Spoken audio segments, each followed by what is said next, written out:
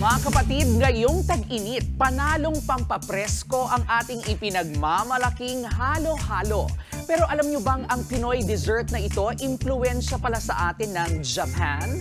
Ayon po sa historia na si Ambeth Ocampo, inspired sa Japanese dessert na kakigori, itong halo-halo. Ang kwento, dinala ng mga Hapon itong kakigori sa bansa pre-World War II. Ayon po, yung mga Japanese farmer, nilagyan nila ng monggo itong kakigori, saka naman tinawag na monggoya o mongya. Tapos kalaunan, dinagdagan na lang ng dinagdagan ng iba't iba pang mga sangkap gaya ng gulaman, sago, mga prutas at iba pa. Itong mga ingredient na ito pwedeng madagdagan o mabawasan, depende sa panlasa o depende sa lugar. Ang madalas pa nga para special ang halo-halo, meron itong leche flan, ube at ice cream. At tuwing Abril sa Esperanza, Sultan Kudarat, ipinagdiriwang po ang Halo-Halo Festival. Dito, mayroong isang higanting halo-halo. Gaano kalaki?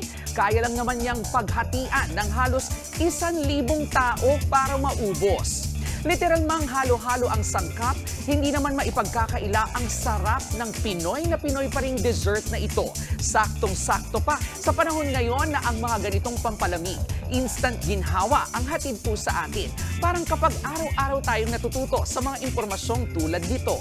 Very true sa ating always reminder na ang K-alaman ay K-yamanan. K?